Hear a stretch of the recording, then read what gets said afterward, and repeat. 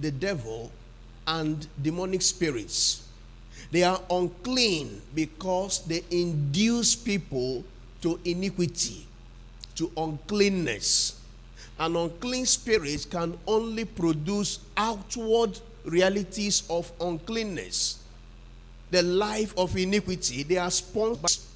But when the unclean spirit is gone out of a man, this shows us that the unclean spirit can go out of a person. But then the Bible said he walketh through dry places, seeking rest, and findeth none. And then he saith, I will return into my house.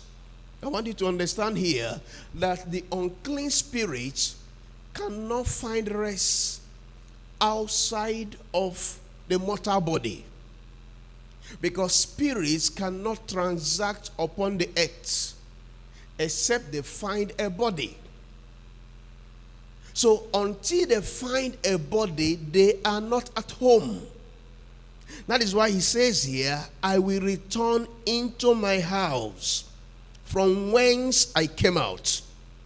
And when he is come, and he findeth it empty, swept and garnished, then goeth he, taketh with himself 7 other spirits, more wicked than himself, and they enter in and dwell there.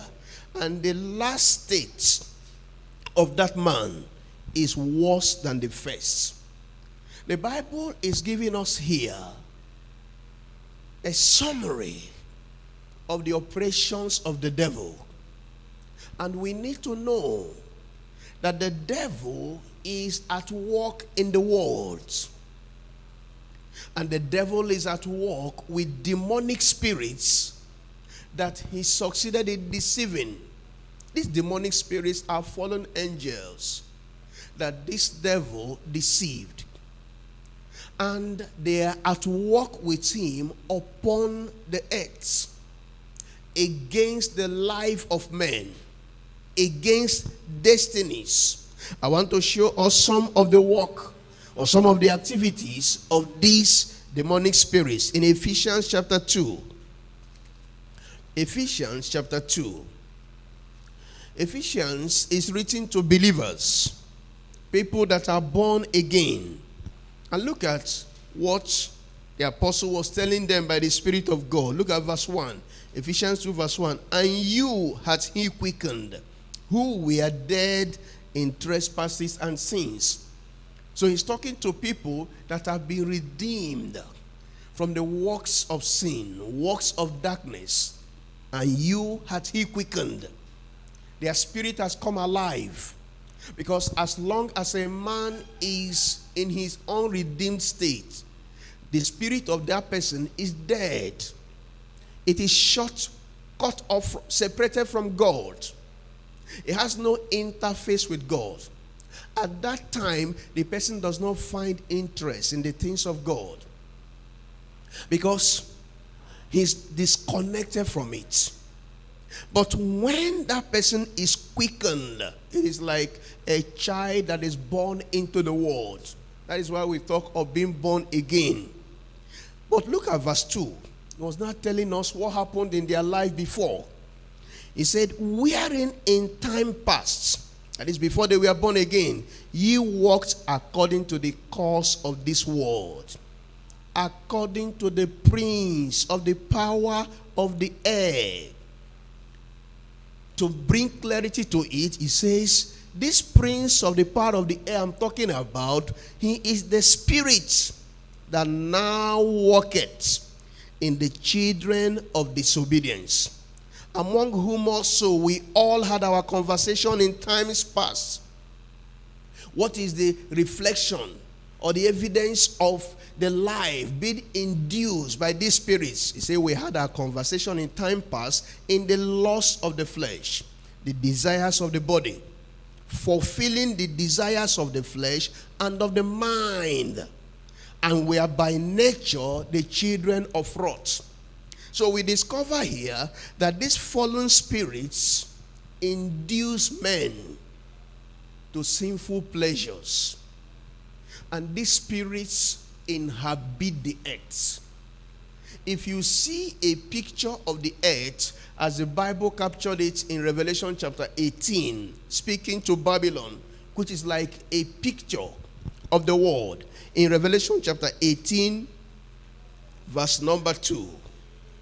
Revelation 18, verse number 2, and he cried mightily with a strong voice, saying, Babylon the great is fallen, and is become the habitation of devils, and the hold of every foul spirit, and the cage of every unclean and hurtful bird. If you have seen a cage where people keep, maybe they keep fowls, they keep chicks, and all those kind of birds, a cage, that is what the world is in. It's like the world and its system is like a cage. The man in the world is like someone in the cage. And this is a cage that is being governed by unclean spirits. That is why in 1 John 5:19, he said the whole world, the system of the world, the cultures of the world, the desires of the world, he said the whole world lieth under wickedness, under darkness. And the man of darkness is the devil. That is why you find out that all manner of atrocities, in fact, it is like day by day, the world is increasing in atrocities. Why? Because of the activities of unclean spirits. They operate in the life of men, inducing them contrary to the will of God. Let me show you from scripture some of the activities of these demonic spirits, unclean spirits, because you need to know, so that when we are talking about maintaining your freedom, you know why you need to maintain your freedom. Because if you don't understand the difference between your present life as a believer and your past, you will not know why you need to secure, watch over, and protect your present life. These demonic spirits, number one, they oppose godly purposes. What do we mean by that? Look at Revelation chapter 12. Revelation 12 from verse 7. And there was war in heaven. What was the war about? He said Michael and his angels fought against the dragon, that is the devil. And the dragon fought and his angels, that is the devil and his demonic spirits. What were they fighting against? Of course, contending against the purpose of God, the will of God. And the Bible said, and they prevailed not. And there was no place found for them in heaven. And this dragon, verse 9, the great dragon was cast out. That old serpent called the devil and Satan, which deceived the whole world. He was cast out into where? Into the earth. And his angels were cast out with him. He was opposing the purposes of God. And that is still the same thing he does in the earth. There is no man whose life is governed by the devil that fulfills his God-ordained destiny. There's no person like that. At best, he will fulfill what the devil wants him to do. And I want to remind you, we have taught it here, that there is your destiny in God. And there is your destiny in nature. And there is your destiny in the devil. When the devil captures a life, that life fulfills a contrary destiny. A destiny that is in the devil. For example, someone like Judas, the Spirit of God was in him. Of course, he forsook all and followed Christ. But when the same Judas backslid, if you read in Luke 22 verse 3, Satan entered him. He fulfilled another destiny. He became the betrayer. He didn't start as a betrayer. But once he fell Another spirit took over him. That is what happens when someone backslides. Another spirit enters him. And that spirit can never lead such a person to the will of God. So demonic spirit oppose godly purposes. Number two, demonic spirit possess and oppress lives.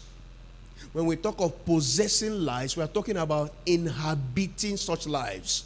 In Mark chapter 5 verse 1 to 9, we saw that man at Gadara that was indwelt